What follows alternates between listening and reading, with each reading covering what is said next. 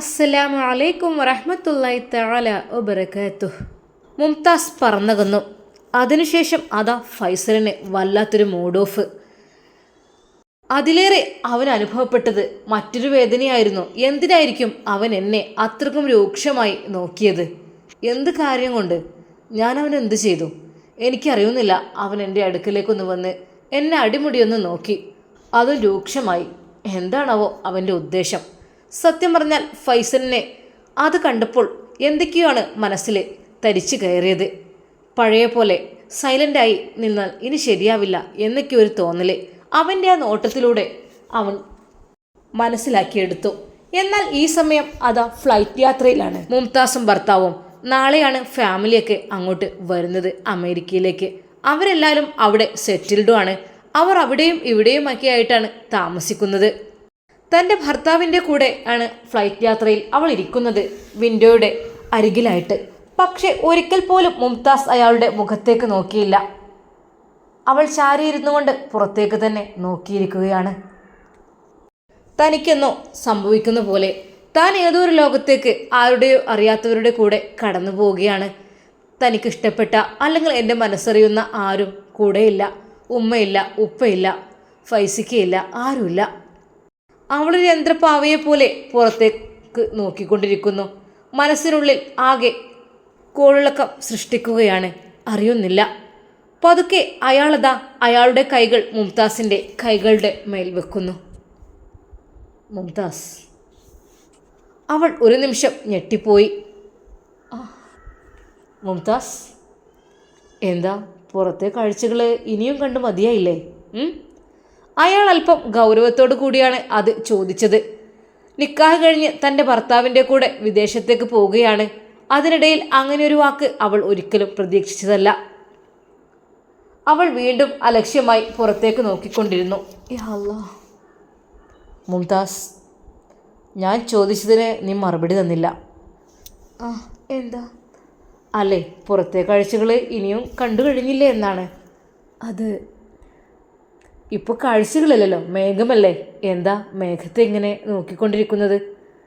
അത് അത് അയാൾ മറ്റൊരു രീതിയിൽ അവളെ നോക്കി അമർത്തിയൊന്ന് മൂളി. അവൾക്കാകെ ടെൻഷനായിപ്പോയി. എന്താ? ഒന്നുമില്ല.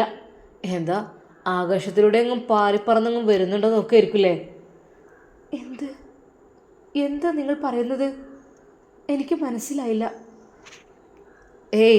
ഒന്നും അറിയില്ലേ? എനിക്കൊന്നും അറിയില്ലേ? നിനക്കും ഒന്നും അറിയില്ല. ഒന്നും മനസ്സിലാകുകയില്ല, കൊച്ചു കുട്ടിയല്ലേ. അയാൾ അർത്ഥം വെച്ചുകൊണ്ട് അവളുടെ മുഖത്തേക്ക് നോക്കി സംസാരിച്ചു. മേഘങ്ങൾക്കിടയിലൂടെ ആ വിമാനം പറന്നു നടക്കുമ്പോൾ അവളുടെ മനസ്സിൽ എന്തെന്നറിയില്ല വല്ലാത്ത ഒരു വിങ്ങലായിരുന്നു. ആരോ പിടിച്ച് കെട്ടിയിട്ട പോലെയാണ് അവൾക്ക് അനുഭവപ്പെട്ടത്. മുംതാസ്, എന്താ നിനക്കത് വിഷമമുണ്ടോ? അത് പിന്നെ അതുണ്ടാവുമല്ലോ അല്ലേ. കുറേ കാലം ഒരുമിച്ച് കഴിഞ്ഞതല്ലേ. എന്ത്? അല്ലേ, ഞാൻ എൻ്റെ ഉമ്മയും ഉപ്പയൊക്കെയാണ് വിചാരിക്കുന്നത്.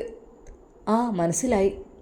ഉമ്മയെയാണോ ഉപ്പയെയാണോ ആരൊക്കെയാണ് കൂടുതൽ മിസ് ചെയ്യുന്നതെന്ന് എനിക്ക് മനസ്സിലാവുന്നുണ്ട്. മുംതാസ്, എന്തെങ്കിലുമൊക്കെ ചിന്തകൾ മനസ്സിലുണ്ടെങ്കിൽ അതങ്ങ് മാറ്റി വെച്ചേക്കണം കേട്ടോ. പഴയ ചിന്തകളും കാര്യങ്ങളുമായിട്ട് ജീവിക്കാൻ ഇനി പറ്റില്ല. അതങ്ങ് മാറ്റി വെച്ചേക്കണം. എന്താ? അവൾ ഒന്നും മിണ്ടാതെ നിന്നു. അവളുടെ കണ്ണിൽ നിന്ന് ഒരു തുള്ളി കണ്ണുനീർ അതാ കവിളിലൂടെ ഒലിച്ചിറങ്ങി. അപ്പോൾ അത്രയ്ക്കുണ്ടല്ലേ? എന്ത്? നിങ്ങൾ എന്ത് പറയുന്നത്? ഒന്നുമില്ലേ. നിൻ്റെ ഈ കണ്ണീര് കണ്ടാലറിയാം എന്താണ് നിൻ്റെ കള്ള കണ്ണീരിൻ്റെ അർത്ഥമെന്ന്. എന്താ വേണേ? എന്തു പറ്റി? എന്തിനൊക്കെ അറിയുന്നത്? ഒന്നുമില്ല. അപ്പോൾ നീ അമേരിക്കയിലല്ലേ പഠിച്ചിരുന്നത് തനിച്ച്? അപ്പോൾ ഈ പ്രോബ്ലംസ് ഒന്നും ഇല്ലായിരുന്നു. ഒറ്റയ്ക്ക് യാത്ര, വരവ്, എന്തൊക്കെയായിരുന്നല്ലേ. നീ നിൻ്റെ ഇഷ്ടം മുടങ്ങ് നടക്കുകയായിരുന്നു. എന്താ നിങ്ങൾ ഇങ്ങനെയൊക്കെ പറയുന്നത്? അവൾ സങ്കടത്തോടെ ചോദിച്ചു. ഒന്നുമില്ല. കോടീശ്വരൻ്റെ പുത്രിയല്ലേ, ഒന്നും പറയാൻ പാടില്ലല്ലോ അല്ലേ. അതല്ല, അവളെ വല്ലാതെ വെച്ചു മുറിവേൽപ്പിക്കുന്ന പോലെയാണ് അവൾക്ക് തോന്നിയത്. റബ്ബേ, എന്ത് ഇത് തുടക്കത്തിൽ തന്നെ ഇങ്ങനെ? ഒരു രാത്രി പോലും ഇയാളുടെ കൂടെ ഞാൻ കഴിഞ്ഞിട്ടില്ല. അപ്പോഴേക്കും അർത്ഥം വെച്ച വാക്കുകൾ എനിക്ക് അത് ഉൾക്കൊള്ളാൻ കഴിയുന്നില്ല. എന്തോ മനസ്സിൽ വെച്ച് ആണ് അദ്ദേഹം സംസാരിക്കുന്നത്. ആ പിന്നെ ഞാൻ പറയുന്നത് എന്താന്ന് വെച്ചാൽ ഒന്നുമല്ല, നിൻ്റെ കോളേജ് എവിടെയായിട്ട് വരും? അത് എന്താ, അതും മറന്നുപോയോ? അല്ല, എൻ്റെ ഷോപ്പ് കാര്യങ്ങൾ ബിസിനസ് ഏരിയയ്ക്ക് ഏകദേശം നിങ്ങളുടെ ആ ഒരു ഭാഗത്ത് നിന്ന് ഏകദേശം 10 കിലോമീറ്റർ അപ്പുറത്താണ്. അതായത് അത്യാവശ്യം കുഴപ്പമില്ലാത്തൊരു ദൂരമുണ്ട്. അപ്പോൾ എന്തൊക്കെ തന്നെയാലും നീ അവിടെ പഠിക്കും. നിൻ്റെ പഠനം കഴിഞ്ഞിട്ട് ഞാൻ നിന്നെ പിക്ക് ചെയ്യാൻ വരും, എന്നിട്ട് റൂമിലേക്ക് കൊണ്ടുപോകും. അങ്ങനെയായിരിക്കും. എന്താ? അവൾക്ക് ഒന്നും മിണ്ടാൻ കഴിഞ്ഞില്ല. ഒരിക്കലും ഇഷ്ടമില്ലാത്ത ഒരാളുടെ കൂടെ യാത്ര ചെയ്യുന്ന പോലെയാണ് അവൾക്ക് അനുഭവപ്പെട്ടത്. മുംതാസ്, എന്താ നീ ഒന്നും മിണ്ടാത്തത്? ഒന്നുമല്ല. ആ, ആദ്യമായിട്ടായിരിക്കുമല്ലേ? ആ, അല്ലെങ്കിൽ ആദ്യമായിട്ടൊന്നല്ലല്ലോ. അതൊക്കെ പല തവണകളിലായിട്ട്. അവൾക്ക് എന്തൊക്കെയോ മനസ്സിനുള്ളിലേക്ക് കടന്നു വന്നു. ഇയാൾ എന്തോ അർത്ഥം വെച്ച് സംസാരിക്കുന്നു. നിങ്ങൾ എന്താ പറയുന്നത്? ഞാനൊന്നും പറയുന്നില്ലേ. അല്ലെങ്കിൽ ഒന്നും പറയാൻ പാടില്ലല്ലോ. ഈ കാലത്ത് പെണ്ണുങ്ങളെ കുറിച്ചൊന്നും പറയാൻ പാടില്ല. പറഞ്ഞാൽ കേസല്ലേ. നോ, നിങ്ങൾ പറഞ്ഞോ പറഞ്ഞോ. അവൾക്ക് ആ വാക്ക് മുഴുവിക്കാൻ കഴിഞ്ഞില്ല. എന്തുണ്ടെങ്കിലും പറയണം കേട്ടോ. പിന്നെ ഇതാ കുറച്ച് മണിക്കൂറുകളോട് കഴിഞ്ഞാൽ നമ്മളവിടെ ലാൻഡ് ചെയ്യും. ലാൻഡ് ചെയ്തിട്ട് ഞാനും നീയും പോവും. എങ്ങോട്ട്? എൻ്റെ റൂമിലേക്ക്. ഓക്കെ? നാളെ എൻ്റെ ഫാമിലി ഒക്കെ വരും. അവരിവിടെ ഉണ്ട്. അവർ വരും. എന്നൊരു പാർട്ടി നമുക്ക് ഇവിടെ വെച്ചാണ് നടത്തേണ്ടത്. മെയിനായിട്ട് ആദ്യ പാർട്ടി അമേരിക്കയിൽ വെച്ച്. എന്താ, നിൻ്റെ തന്തയും തള്ളയും വരൂലേ? ആ, തന്തയും തള്ളേൻ്റെ കൂടെ ഒരുത്തനും ഉണ്ടാവുമല്ലോ അല്ലേ? അവനൊരുത്തൻ. തൽക്കാലം ആ പാർട്ടി അങ്ങ് വേണ്ടെന്ന് വെക്കേണ്ടി വരും. ഒരു നിമിഷം അവൾ ഞെട്ടിപ്പോയി. റബ്ബേ, എൻ്റെ കല്യാണം ഇതുവരെയായിട്ട് ശരിക്കൊന്നും കഴിഞ്ഞിട്ടില്ല. നിക്കാഹ് ഒരു ചെറിയ രീതിയിൽ.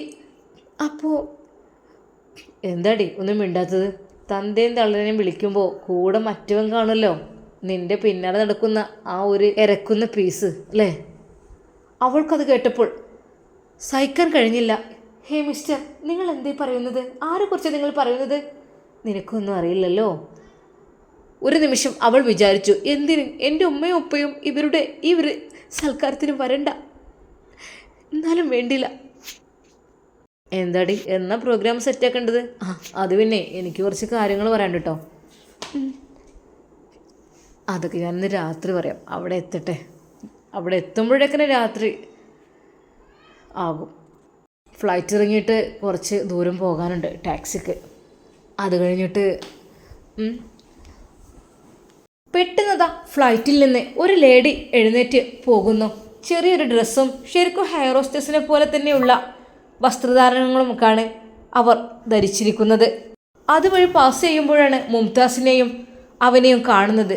ഹായ് ബേബി എന്ന് പറഞ്ഞുകൊണ്ട് ഇവളതാ അയാൾക്ക് കൈ കൊടുക്കുന്നു. ഹായ് ഡിയർ എന്ന് പറഞ്ഞ് അവനും. മുംതാസിനെ ആ ഒരു കാഴ്ച കണ്ടപ്പോൾ ഞെട്ടിപ്പോയി. റബ്ബേ, അവൾക്കത് ഇഷ്ടപ്പെട്ടില്ല. കാരണം അയാൾ ഒരു അന്യപുരുഷനാണ്, അവളൊരു അന്യ സ്ത്രീയും. ശരിക്കും അവർ രണ്ടുപേരും അതാ ഷെയ്ക്കാൻ്റെ കൊടുത്ത് നെഞ്ചോട് നെഞ്ച് ചേരുന്ന രീതിയിൽ. അമേരിക്കൻ സംസ്കാരമല്ലേ, അതങ്ങനെയൊക്കെ ആയിരിക്കും, ഉറപ്പായിരിക്കും. അവരെ കണ്ടത് തന്നെ ഒരു മദാമയെ പോലുണ്ട്. അവൾ അതൊന്നും കാര്യമാക്കിയില്ല. അങ്ങനെയൊക്കെ എത്ര കാണാൻ കിടക്കുന്നു. അല്ലെങ്കിലും അതിപ്പോൾ അവരുടെ കൾച്ചർ അങ്ങനല്ലേ, പറഞ്ഞിട്ട് കാര്യമില്ലല്ലോ. നമ്മുടെ നാട്ടിലെ പോലെ ഒന്നുമല്ലല്ലോ. അല്ലെങ്കിലും ഇപ്പോൾ നാട്ടിലെല്ലാം രഹസ്യമായി, അവർ പരസ്യമായി. പറയുന്നതിലും ചെയ്യുന്നതിലും വ്യത്യാസമൊന്നുമില്ല. നാടും കേടുവന്നിട്ടുണ്ട്, എല്ലാം കേടുവന്നിട്ടുണ്ട്. കാരണം നാട്ടിലെ എത്രയോ സംഭവങ്ങൾ അങ്ങനെ നടക്കുന്നു. എല്ലാം രഹസ്യമായി, പക്ഷെ ആരും അറിയുന്നില്ല. ഇതെല്ലാം പരസ്യമായി എല്ലാവരുടെയും മുമ്പിൽ നിന്നുകൊണ്ട്. ഒരു കണക്കിന് നോക്കുകയാണെങ്കിൽ ഇതായിരിക്കും നല്ലത് തോന്നാം, അവൾ വിചാരിച്ചു. എങ്കിലും തൻ്റെ ഭർത്താവല്ലേ, ഭർത്താവ് മറ്റൊരു പെണ്ണിനെ ഷെയ്ക്കാൻ്റെ കൊടുത്ത് നെഞ്ചോട് ചേർക്കുന്നത് കാണുമ്പോൾ ഏതൊരു ഭാര്യയ്ക്കും ചെറിയൊരു വേദന മനസ്സിലുണ്ടാകും. അവളുടെ മനസ്സിലും അത് വന്നു. അവൾ സൂക്ഷിച്ചു നോക്കി. ബായ് എന്ന് പറഞ്ഞുകൊണ്ട് അവൾ ആ സീറ്റിലേക്ക് തിരിച്ചു പോകുന്നതും അവൾ നോക്കി. എന്താടേ ഇങ്ങനെ ഉണ്ടക്കണ്ണിട്ട് നോക്കുന്നത്? ഏ ഒന്നുമില്ല. നീ എന്താ കരുതിയത്? നിനക്ക് മാത്രം ഇതൊക്കെ നടക്കുള്ളൂന്നോ? എന്ത് നടന്നെന്നാ നിങ്ങൾ പറയുന്നത്? ഒന്നുമില്ല. ഞാനായിട്ടിനി നിങ്ങൾ എന്തൊക്കെയാണ് പറയുന്നത്? കുറേ സമയമായല്ലോ തുടങ്ങിയിട്ട്. ഇതിന് എന്താ നിങ്ങൾ ഉദ്ദേശിക്കുന്നത്? എല്ലാം തുറന്ന് പറയണം. ഇങ്ങനെ അവിടെ ഇവിടെ തൊടാത്ത വാക്കുകൾ ഉപയോഗിക്കുന്നത് എനിക്കിഷ്ടമല്ല. പറയണം, എന്താണ് നിങ്ങൾ ഉദ്ദേശിക്കുന്നത്? അവൾ അല്പം ശബ്ദത്തിൽ തന്നെയായിരുന്നു ആ ഫ്ലൈറ്റിൽ നിന്ന് സംസാരിച്ചത്. മറ്റുള്ള സീറ്റിലുള്ള ആളുകളെല്ലാം അവരെ ശ്രദ്ധിച്ചു തുടങ്ങി. കുറച്ച് സമയമല്ലോ അവരിങ്ങനെ. പെട്ടെന്ന് ആ പെണ്ണതാ അടുക്കലേക്ക്. Hi baby, what your problem? Hey no thanks എന്ന് പറഞ്ഞു. റിലാക്സ്. കണ്ടില്ലേ, ആളുകൾ കൂടുകയറി ചെയ്തു. നീ എന്തിനാ ശബ്ദത്തിൽ സംസാരിക്കുന്നത്? പിന്നെന്താ, നിങ്ങൾ മെല്ലെ പലതും പറഞ്ഞ് നോവിക്കുന്നു. പക്ഷേ എനിക്ക് മെല്ലെ പറയാറില്ല. പറയാനുള്ളത് ഉച്ചത്തിൽ ഞാൻ പറയും. ഓഹോ, അപ്പോൾ അതൊക്കെ അങ്ങ് പഠിപ്പിച്ചെടുക്കാണ്ടല്ലേ. പിന്നെ ജീവിതം എന്ന് പറഞ്ഞാൽ ഒരു വലിയ ഒരു ലൈഫ് ഈസ് ലോങ് എന്നാണ്, വലുതാണ്. Love is short. അങ്ങനെയാണ് വേണ്ടത്.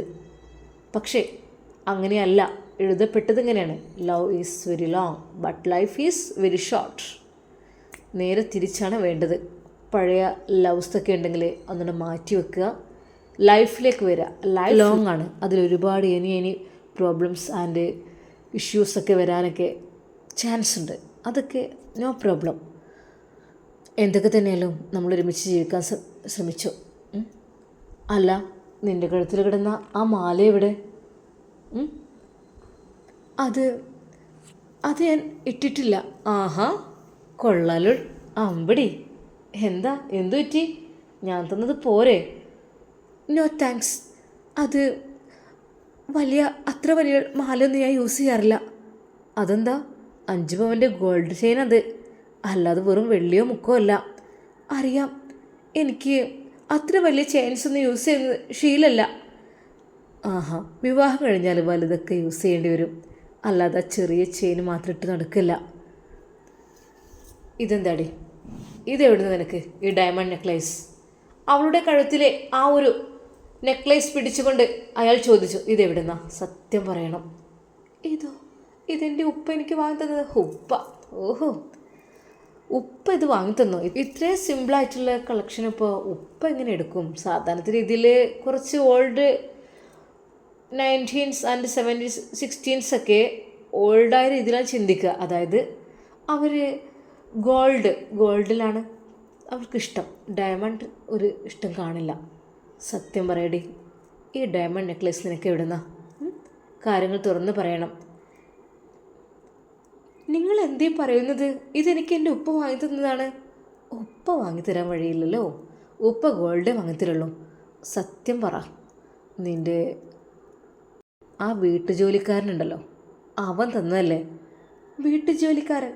നോ, വീട്ടുജോലിക്കാരനെ എനിക്കത് തരേ? ഏത് വീട്ടുജോലിക്കാരൻ? നിങ്ങളുടെ പാർട്ണർ എന്നൊക്കെ പറഞ്ഞ് നടക്കണില്ല ഒരുത്തൻ. നിൻ്റെ പിന്നാലെ എങ്ങനെ ഡ്രോപ്പ് ചെയ്യാനും എവിടെ കൊണ്ടുപോയിടാനും ഇഫ്താർ മീറ്റും കാര്യങ്ങളൊക്കെ ആയിട്ട്. അവൻ തന്നതാണോ അല്ലയോ എന്നാണ് ചോദിച്ചത്. നോ, അല്ല, ഇതെൻ്റെ ഉപ്പ എനിക്ക് വാങ്ങി തന്നതാണ്. അത് ഞാൻ തന്നെയാണ് കളക്ട് ചെയ്തെടുത്തതും. എനിക്കെപ്പോഴും സിമ്പിളാണ് ഇഷ്ടം. ഹോ, മെസ്സേജ് വന്ന് കണ്ടില്ലേ? എത്ര പെട്ടെന്നാലേ, കറക്റ്റ് ടൈമിൽ. ഓക്കെ, ഞാൻ തന്ന മഹർമാല നിനക്ക് അണിയുവാൻ താല്പര്യമല്ല. അവൻ തന്ന ഡയമണ്ട് നെക്ലേസ് നീ അണിയും അല്ലേ? അവളുടെ മുഖം വല്ലാതെയായി. അല്ലടി, എന്നിട്ട് എവിടെ ആ മഹർ മാല? അത് എന്താടി, അവനക്ക് പുട്ടടിക്കാൻ കൊടുത്തോ? അവന് പുട്ടടിക്കാൻ കൊടുത്തു എന്നാണ് ചോദിച്ചത്. അതെ, അവനക്ക് അതിൻ്റെ ആവശ്യമൊന്നുമില്ല. അവർ ഞങ്ങളുടെ ആ വലിയ മാളിൻ്റെ പാർട്ട്ണറാണ്. പകുതി ഭാഗവും അയാളുടെ ക്യാഷ് തന്നെയാണ്. എൻ്റെ ഉപ്പയുടേത് പകുതിയേ ഉള്ളൂ. പോരാത്തതിന് ഒരുപാട് പ്രോപ്പർട്ടീസും കാര്യങ്ങളുള്ള ടീമാണത്. കണ്ടാലെന്താ ഒരു ബംഗാളി ലുക്ക്. അവൾക്ക് സത്യം പറഞ്ഞാൽ ദേഷ്യവും സങ്കടവും ഒരുമിച്ച് വന്നു. അവൾ തേങ്ങിക്കരഞ്ഞു. എന്താടി, അവനെ ബംഗാളിൽ നിന്ന് വിളിച്ച് മതിയായില്ലേ? നിനക്ക് പറ്റിയില്ലേ? ബംഗാൾ എന്ത് മനുഷ്യനല്ലേ? അപ്പം നിങ്ങളെ കണ്ടാലോ ശരിക്കൊരു തമിഴ് ലുക്ക് തന്നെ. ആഹാ, നീ കൊള്ളാലോടി, നിനക്ക് ന്യായീകരണം ഉണ്ടല്ലോ. അവള് ആ ഒരു വിമാനയാത്രയിൽ ഒരുപാടാണ് ആ നിമിഷം കൊണ്ട് സഹിച്ചത്. ബംഗാളിലേക്കുള്ള ഫൈസൽ മഹർമാല കൊണ്ട് പൊട്ടടിച്ചു. അങ്ങനെ ഓരോ വേദനിപ്പിക്കുന്ന വാക്കുകൾ. അവൾ പെട്ടെന്ന് തന്നെ അവളുടെ ബാഗ് വലിച്ചു തുറന്നു. ഇതാ നിങ്ങളുടെ മാല, ഇതല്ലേ നിങ്ങൾ പറഞ്ഞ മാല, എടുത്തോളൂ. അല്ല, ഞാൻ ചോദിച്ചെന്ന് മാത്രം. ഇതാ 5 പവന് കുറഞ്ഞിട്ടൊന്നുമില്ലല്ലോ. എന്തിന്? ഒരു 5 പവൻ്റെ മാല വാങ്ങാൻ ഗതിയില്ലാത്തവളല്ല ഈ ഞാൻ. ഓഹോ, അഹങ്കാരമുണ്ടല്ലേ, ഇപ്പം മനസ്സിലായി. ഓക്കെ. ദേ 5 പവനെന്ന് വെച്ചാലേ വെറുതെ ചിരിച്ചു കുറിച്ച് കിട്ടണമല്ല കേട്ടോ. നിൻ്റെ ആ ഒരു ദരിദ്രവാസിയായ അവനുണ്ടല്ലോ, അവന് അതൊന്നും വാങ്ങാനുള്ള ശേഷിയൊന്നും ഉണ്ടാവില്ല. അവൻ ആ മാലയെടുത്ത് കൈകളിലിട്ടുകൊണ്ട് കളിക്കുന്നു. ഇതിനെത്ര ലാക്കാൻക്കറിയോ? എനിക്കറിയാം, ഏകദേശം ഏറി വന്നാൽ ഒരു 3 ലാക്ക് അതേ ഉണ്ടാവുള്ളൂ. അതിനപ്പുറത്തായിട്ട് 1 കോടികളൊന്നും അതിന് വില വരില്ല. എന്നാൽ എൻ്റെ കഴുത്തിൽ കിടക്കുന്ന ഈ ഒരു ഡയമണ്ട് നെക്ലേസ് ഏകദേശം 25 ലാക്കോളം വില വരുന്നതാണ്. അഹങ്കാരത്തിന് കയ്യും കാലും മുളച്ചവർ ഇന്ന് ഞാൻ കണ്ടിട്ടുള്ളൂ ഇങ്ങനൊരു ഐറ്റംസിനെ. അഹങ്കാരമല്ല, നിങ്ങൾ ചോദിച്ചപ്പോൾ ഒന്ന് പറഞ്ഞത് മാത്രം. പിന്നെ നിങ്ങൾ പറഞ്ഞ വാക്കുകൾ അവൾക്ക് കണ്ണീരുകൊണ്ട് ഒന്നും മിണ്ടാൻ കഴിഞ്ഞില്ല. ഫ്ലൈറ്റിൽ അവരുടെ സംസാരം മുംതാസിന് സഹിക്കാൻ കഴിയുന്നില്ല. അവൾ പൊട്ടിത്തെറിച്ച് പോവുകയാണ്. വെറുതെ ഓരോന്ന് ഇല്ലാത്തത് പറഞ്ഞുകൊണ്ടിരിക്കുകയാണ്. തൻ്റെ ഉമ്മാക്കും ഉപ്പാക്കും വേണ്ടി താൻ പുതിയൊരു ജീവിതത്തിലേക്ക് കടന്നതാണ്. പക്ഷെ തുടക്കം തന്നെ ഇങ്ങനെ എടുങ്ങാറാക്കുന്നു മനുഷ്യനെ. അത് കഴുത്തിലിടടി. ഈ മാല കഴുത്തിലിടാനാണ് പറഞ്ഞത്. അതെ, നീ ഇതൊരിക്കലും ബാഗിൽ വെച്ച് കൊണ്ടൊന്നും ശരിയായില്ല. ഇനി അവിടെ നിന്ന് ഇറങ്ങുമ്പോൾ കസ്റ്റംസ് ചെക്കിംഗ് ഒക്കെ ഉണ്ടാകും. എന്തൊക്കെ തന്നെയാലും ഗോൾഡ് അങ്ങനെ വിലപിടിപ്പുള്ളതൊന്നും ബാഗിൽ വെച്ച് ശരിയായില്ല. അത് കഴുത്തിലിടണം. എന്നാ ഇതിട്ടെ. അവൾ 5 പവൻ്റെ മാല അതാ കഴുത്തിലെ അണിയുന്നു. സത്യം പറഞ്ഞാൽ അവൾക്ക് എന്തൊക്കെയോ ഒരു അസ്വസ്ഥത തോന്നുകയാണ്. അത്ര വലിയ കനമുള്ള ആഭരണങ്ങളൊന്നും ഞാൻ യൂസ് ചെയ്യാറില്ല. എങ്കിലും അയാളുടെ നിർബന്ധത്തിന് അതിടേണ്ടി വന്നു. പെട്ടെന്ന് അയാളുടെ കഴുത്തിൽ കിടന്ന ഒരു മാല അതാ പുറത്തേക്കിടുന്നു. ഇത് കണ്ടോ? അവളൊരു നിമിഷം ഞെട്ടിപ്പോയി. ഇത് ഗോൾഡ് തന്നെയാണ്, ഡയമണ്ട് അല്ല. എൻ്റെ ബേബി എനിക്ക് സമ്മാനിച്ചതാ. ബേബി? എന്താ, നിനക്ക് മാത്രമേ ബേബിയൊക്കെ പാടുള്ളൂ? എനിക്കില്ലേ? നിങ്ങൾ എന്തേ പറയുന്നത്? ഇത് മുസ്ലിമായ ആണുങ്ങൾ സ്വർണ്ണം യൂസ് ചെയ്യാറില്ലല്ലോ. ഇതെന്താ ഗോൾഡാണോ ശരിക്കും? ആഹാ, സ്വർണം മാത്രമേ യൂസ് ചെയ്യാൻ പാടില്ലാത്തുള്ളൂ, വേറെല്ലാം പറ്റുമോ? അത് പറ, വേറെന്തും പറ്റില്ലേ? ഒരു ഗോൾഡ് ടൈനാണോ ഇത്രക്കിത്? അല്ല, അത് ഇടുന്നവരെ നബി സല്ലല്ലാഹു അലൈഹി വസല്ലം ശപിച്ചിരിക്കുന്നു. ഗോൾഡ് ഹറാമാണ് പുരുഷന്മാർക്ക്. ഓഹോ, ബാക്കിയെല്ലാം ഹലാലായിരിക്കുമല്ലോ. വീണ്ടും അയാളുടെ തർക്കുത്തരം നിറഞ്ഞ അത് ഒരു ചോദ്യം. ശരിക്കും അവൾ വല്ലാതെ അങ്ങ് വിഷമിച്ചു പോവുകയാണ്. അവൾ തിരിച്ചൊന്നും പറയാതെ പുറത്തേക്ക് നോക്കിക്കൊണ്ടിരുന്നു. അതിൽ അയാൾ പറയുന്നു, നിനക്ക് നിൻ്റെ ഇഷ്ടം പോലെ അത് ജീവിക്കാം. ഞാനൊരു മാല ഇട്ടതാണ് അത്ര വലിയ കേസ്. ഇല്ല, ഞാനൊന്നും പറഞ്ഞിട്ടില്ല, സോറി. പറഞ്ഞ വാക്ക് തിരിച്ചെടുത്തിരിക്കുന്നു. ഓഹോ, അപ്പം നിനക്ക് ദയവായ്പോഴുള്ള സംസാരം അറിയാം. എല്ലാ ഭാവത്തിലും നീ ഉഷാറാണല്ലോടി. പക്ഷെ ഒരു കാര്യം പറയുമ്പോൾ നീ പൊട്ടിത്തെറിക്കുന്നുണ്ട്, ഞാൻ ശ്രദ്ധിച്ചു. മറ്റവൻ്റെ കാര്യം പറയുമ്പോൾ നീ വല്ലാതെ അങ്ങ് വയലൻ്റ് ആകുന്നുണ്ടല്ലോ മോളെ. ഇതൊക്കെ നീ അഡ്ജസ്റ്റ് ചെയ്തു. അതെന്താ? അതിലെന്തോ ഒന്നുണ്ട് കാര്യമായിട്ട്. അല്ലാതെ ഇങ്ങനൊന്നും വരാൻ ചാൻസ് ഇല്ല. അവനെക്കുറിച്ച് ബംഗാളി എന്നോ പുട്ടടിച്ചെന്നൊക്കെ പറഞ്ഞപ്പോൾ അവളങ്ങോട്ട് ഉറഞ്ഞു തുള്ളുന്ന പോലെയാണ്. നിനക്കെന്താടി അവനെക്കുറിച്ച് ഞാൻ എന്ത് പറയുന്നല്ലോ?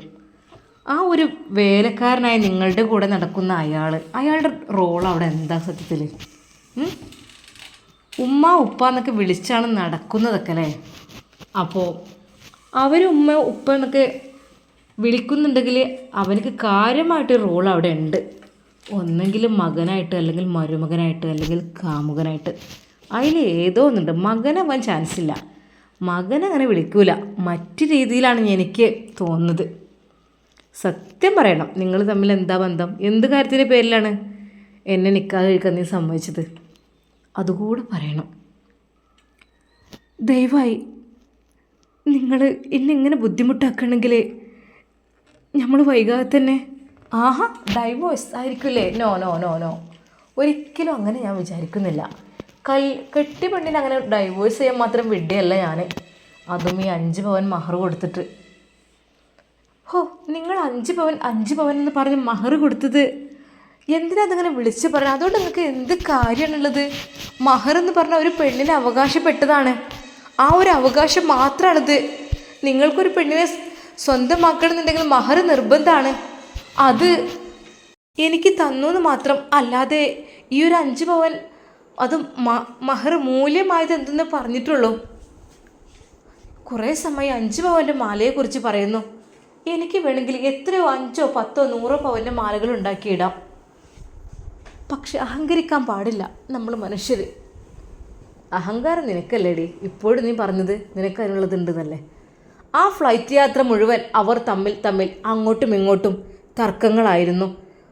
കുറച്ച് സമയത്തെ യാത്രയ്ക്ക് ശേഷം അവൾ അറിയാതെ അങ്ങ് മയങ്ങിപ്പോയി.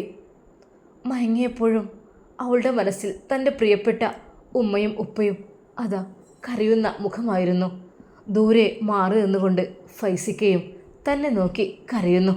അതുമാത്രമാണ് അവൾ സ്വപ്നത്തിൽ കണ്ടത്. പെട്ടെന്നവൾ സ്വപ്നത്തിൽ നിന്ന് ഞെട്ടി ഉണർന്നു. അത് മറ്റൊന്നുകൊണ്ടും അല്ലായിരുന്നു. ഡി അല്ല, ഉനക്ക് നവ കൊണ്ടുറങ്ങാണോ? അവൾ ഉണർന്നപ്പോഴും ആ ഒരു വാക്കുകൾ. അവൾ എഴുന്നേറ്റോ, ലാൻഡ് ചെയ്യാനായി സീറ്റ് ബെൽറ്റൊക്കെ കറക്റ്റാക്കി ഇട്. ലാൻഡ് ചെയ്യുന്ന അനൗൺസ്മെൻറ്റ് നീ കേട്ടില്ലേ? ഏതോ മായ ലോകത്തായിരിക്കുമല്ലേ. അദ്ദേഹത്തിൻ്റെ കുത്തുന്ന ആ ഒരു വാക്കുകൾ അത് മുഴുവനായിട്ട് ആ ഒരു ഫ്ലൈറ്റ് യാത്രയിൽ അവൾ അനുഭവിച്ചു. അവൾ ക്ഷമയോടെ കാത്തിരുന്നു. ബിസ്മില്ലാഹി തവക്കൽതു അലല്ലാഹ്. പഠിച്ചവനെ അള്ളാഹുവേ, നീ ഉണ്ടല്ലോ എനിക്ക്. ഇദ്ദേഹത്തിൻ്റെ കൂടെ ഭർത്താവെന്ന് പറഞ്ഞ ഒരാളുടെ കൂടെ ഞാൻ പോകുന്നത് പരിചയമില്ലാത്ത. അത്രക്കും എന്നോട് ദുഷ്ട സ്വഭാവത്തിനാണ് പെരുമാറുന്നത്. ഫ്ലൈറ്റ് ലാൻഡ് ചെയ്തു. അവൾ ഫ്ലൈറ്റിൽ നിന്ന് ഇറങ്ങുകയാണ്. മാല കഴുത്തിലുണ്ടോ നോക്കിയത്. അപ്പോഴും അയാൾ. പക്ഷെ അവൾ ആദ്യം തൊട്ട് നോക്കിയത് ആ ഡയമണ്ട് നെക്ലേസ് തന്നെയായിരുന്നു. അയാളുടെ പിന്നാലെ ഒരു പൂച്ചക്കുട്ടിയെപ്പോലെ അവൾ നടന്നു.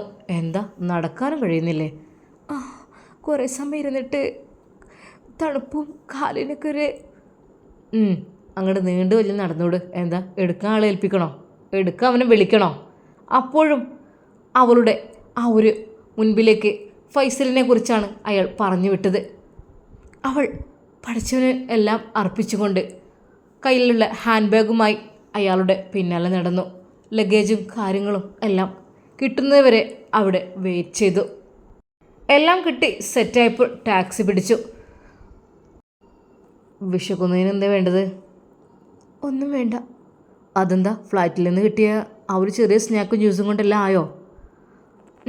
അതും സ്നാക്കൊന്നും കഴിച്ചില്ലല്ലോ, ജ്യൂസ് മാത്രമല്ലേ. വാ, ടാക്സി വെയിറ്റ് ചെയ്യാൻ പറയാം, ഫുഡ് കഴിച്ചിട്ട് പോകാം. അങ്ങനെ അയാളുടെ കൂടെ അവൾ അമേരിക്കയിലെ ആ ഒരു ഹോട്ടലിലേക്ക് കയറി ചെല്ലുന്നു. തികച്ചും വ്യത്യസ്തമായ രീതിയിലുള്ള ഫുഡും കാര്യങ്ങളുമാണ്. എന്താ വേണ്ടേ? പിസ്സ, ബർഗർ, അതിലെന്താ? അതോ പിന്നെ നാടൻ ചോറും കൂട്ടാനാണെങ്കിൽ ഇവിടുത്തെ ഹോട്ടലിൽ കയറിയിട്ട് കാര്യമില്ല കേട്ടോ. നിനക്ക് അതാണ് ഇഷ്ടമെങ്കിൽ. അവൾ പറഞ്ഞു. ഇതൊക്കെ പിന്നെ നാട്ടിലുള്ള സംഭവം തന്നെയല്ലേ, ഇതൊക്കെ എപ്പോഴും കഴിക്കുന്നതല്ലേ, ഇതിലെന്താ ഇത്ര അത്ഭുതം? അവൾ തിരിച്ചങ്ങനൊരു ചോദ്യം ചോദിച്ചത് അയാൾ ഒട്ടും പ്രതീക്ഷിച്ചില്ല. കഴിക്ക്. അവരുടെ മുമ്പിലേക്ക് പല പല വെറൈറ്റി ഐറ്റംസിലുള്ള ഫുഡ് ഐറ്റംസ് വന്നു. എനിക്ക് മതി, കുറച്ച് മതി.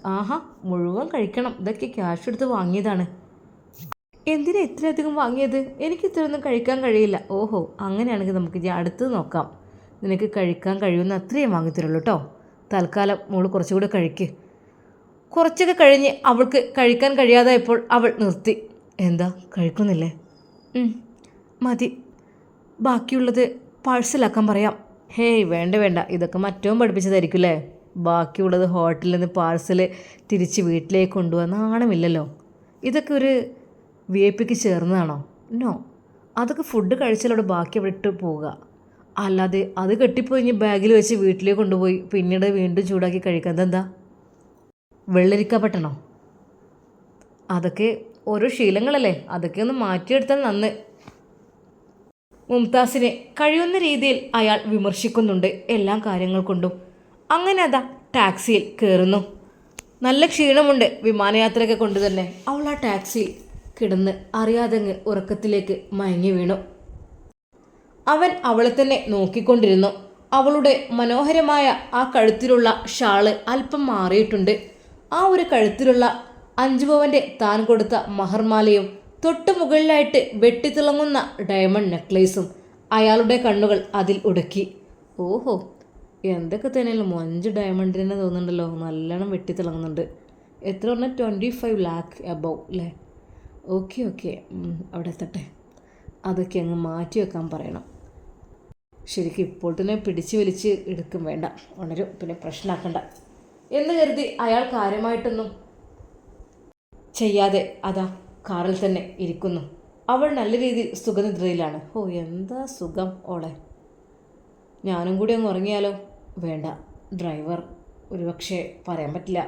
ഇത്രയ്ക്കും വിലപിടിപ്പുള്ള ആഭരണങ്ങൾ കിട്ടാനായിട്ടാണ് പോകുന്നത്. Hey no. അയാൾ ഉറങ്ങാതെ തന്നെ പിടിച്ചു നിൽക്കുകയാണ്. ഒരുപാട് സമയത്തെ യാത്ര. അതിനുശേഷം അതാ അവൾ പതുക്കെ തൻ്റെ കണ്ണുകൾ തുറക്കുന്നു. വീട്ടിലെന്ന പോലെയാണ് അവൾ ഉറങ്ങുന്നത്. കണ്ണു തുറക്കുമ്പോൾ ടാക്സിയിൽ പതുക്കെ അവൾ കണ്ണു തുറന്ന് അയാളുടെ മുഖത്തേക്ക് നോക്കി. പഠിച്ചാലേ അല്ലാ, ഞാൻ പോന്നിട്ടുണ്ടല്ലേ അമേരിക്കയ്ക്ക്. അവൾ കണ്ണടിച്ച് തന്നെ കിടന്നു. അയാളുടെ മുഖത്തേക്ക് നോക്കുവാൻ തന്നെ അവൾക്ക് ഭയമായിരുന്നു. കുറച്ച് സമയത്തിന് ശേഷം അവളെ അതാ തട്ടി വിളിക്കുന്നു. ഹലോ, എന്താ, ഏത് ലോകത്താ? മതി മതി മതി, നാട്ടിൽ നിന്ന് ഇവിടെ എത്തിയിട്ടുണ്ട്. ഇതാ ഇറങ്ങാറായി തുടങ്ങി. ഇതാ വലിയ എത്തിയിട്ടോ, ഇറങ്ങാറായി, ഇനി ഉറങ്ങല്ലേ. അവൾ പെട്ടെന്ന് തന്നെ എണീറ്റ് ശരിക്കിരുന്നു. മുടിയൊക്കെ ആകെ പാറി, ഷാളൊക്കെ കുത്തിയ ഷാളൊക്കെ ആകെ കേട് വന്നിരിക്കുന്നു. ഇതെന്തിനാ ഈ ഒരു സംഭവം? അയാൾ അവളുടെ ഷാള് പിടിച്ചുകൊണ്ട് ചോദിച്ചു. ഇത് മുടിയൊക്കെ ശരിക്കും മറിഞ്ഞ് അമർന്ന് നിൽക്കും. ഓഹോ, എന്നിട്ടിതെന്താ മുടിയല്ലേ കാണുന്നത്? ഇതൊക്കെ നിങ്ങൾ ആരെ കാണിക്കാൻ വേണ്ടിയിട്ടാ? ആരെ കാണിക്കാൻ വേണ്ടിയിട്ട് ഈ ഒരു ഷാളും ഈ ഒരു പിന്നൊക്കെ ചെയ്ത് വെച്ചത്? ഒരുപാട് മുടിയത് ഇതിലെ അതിലെ, ആരെ കാണിക്കാൻ? എന്തിനെ? അതൊക്കെ കണ്ട് റിമൂവ് ചെയ്യുക, റിലാക്സ് ആകുക. അങ്ങനെ ആകുമ്പോൾ നോ പ്രോബ്ലം. ഇതിപ്പോൾ പകുതി മുടി കണ്ടിട്ടും ഒന്നായിട്ട് കാണുന്നത് ഒക്കെ സമം തന്നെയാണ്. അങ്ങനെയാണ് എൻ്റെ വിശ്വാസം. അങ്ങനെയാകുമ്പോൾ ഷോൾ, നോ ഷോൾ, നോ. എനിക്ക് ഷോളില്ലാതെ, ഷോളിൽ പകുതി മുടി കാണിച്ചിട്ടിട്ട് എന്താ കാര്യം ഞാൻ ചോദിച്ചത്. അതങ്ങ് ഊരിയിട്ടേക്ക് പെണ്ണേ. വേണ്ട. അവളത് ശരിക്കെടുത്ത് ഹിജാബ് സ്റ്റൈല് നല്ല റെഡിയാക്കി കുത്തിയെടുത്തു. റൈറ്റ്, അയാൾ പറഞ്ഞു. കാറതാ വലതുഭാഗത്തേക്ക് തിരിയുന്നു. വലിയൊരു വില്ല, അല്ല ഫ്ലാറ്റ്, എന്താണെന്നറിയില്ല മൊത്തത്തിൽ. അവിടെ അതാ ആ ടാക്സി കയറി ചെല്ലുന്നു. അവിടേക്ക് സ്റ്റോപ്പ്. കാറിൽ നിന്ന് ഇറങ്ങി ഡ്രൈവർ തന്നെ ഡിക്കിയിൽ നിന്ന് സാധനങ്ങളെല്ലാം പുറത്തേക്ക് വെച്ചു. സർ, അകത്തേക്ക്. താങ്ക്സ്. അയാൾക്കുള്ള ക്യാഷ് കൊടുത്ത് തിരിച്ചു പറഞ്ഞയച്ചു. അയാൾ തന്നെ ആ ലഗേജ് ചുമന്ന് കൊണ്ടുപോയി നേരെ ലിഫ്റ്റിലേക്ക്. ഞാനിപ്പോൾ വരാം, നീ ഇവിടെ നിൽക്ക് എന്ന് പറഞ്ഞുകൊണ്ട് അടുത്ത ലഗേജ് കൊണ്ടുപോകുന്നതിന് മുമ്പായിട്ട് അയാളൊന്ന് പോയി വന്നു. ശരിക്കും അവൾ ചുറ്റുഭാഗത്ത് നോക്കി. പഠിച്ചോനെ, വലിയൊരു വില്ല, ഫ്ലാറ്റുകൾ എല്ലാം നിറഞ്ഞ ഒരു സ്ഥലം. ഒരു ഭാഗത്തായിട്ട് മലകളും കാണുന്നുണ്ട്. ഇത് അമേരിക്കയുടെ ഏത് ഭാഗത്താണ് എനിക്കറിയുന്നില്ല. എത്രയായിട്ടും അയാളെ കാണുന്നേയില്ല. ഒരു നിമിഷം അവൾ വിചാരിച്ചു, പഠിച്ചോനെ, എങ്ങോട്ടെങ്കിലും ഓടിപ്പോയാലോ എന്ന് വരെ തോന്നിപ്പോവാൻ. ഇനിയിപ്പോൾ എന്തൊക്കെ ചോദിക്കും പറയുമോ, എല്ലാം സഹിച്ച് നിൽക്കുന്നേ. ചുറ്റുഭാഗത്തുമായി അവൾ നോക്കി. അവൾ ഒറ്റയ്ക്ക് ലഗേജുമായി നിൽക്കുന്നത് കണ്ട ഒരു പയ്യൻ, hi, what's your name, how are you? I am Mohsina from Kerala. Oh, thank you. അയാൾ വേറെന്തൊക്കെയോ ഇംഗ്ലീഷിൽ ചോദിക്കുന്നു. പക്ഷെ അവൾക്കത് കറക്റ്റായിട്ട് മനസ്സിലാകുന്നില്ല. മുംതാസിൻ്റെ ഭർത്താവ് അടുത്ത ലഗേജ് എടുക്കുവാൻ വേണ്ടി അതാ നടന്നു വരുമ്പോഴാണ് ആ ഒരു കാഴ്ച കണ്ടത്. മുംതാസ് ഒരു ചെക്കനോട് നല്ല രീതിയിൽ സംസാരിക്കുന്നു. ഓ മൈ ഗോഡ്, ഇവിടെയും ഒരു സ്വസ്ഥതയില്ലേ? അയാൾ പെട്ടെന്ന് വന്നു. വാട്ട്? ആ ചെക്കനോട് ചോദിച്ചു. ഹേ, നോ പ്രോബ്ലം, ദീസ് വുമൺ, ഈ ഒരു പെണ്ണ് തനിച്ച് നിൽക്കുന്നത് കണ്ട് ചോദിച്ചതാണെന്ന് പറഞ്ഞു. Shut up your mouths. അവനെ നല്ല രീതിയിൽ എന്തൊക്കെയോ തെറി പറഞ്ഞ് അങ്ങ് വിട്ടു. അവളെ കൂടെ ദേഷ്യത്തിൽ പറഞ്ഞു, എന്താ നീ ഇങ്ങനെ? ഒരാളെ നീ വെറുതെ വിടില്ല അല്ലേ? ഞാനോ?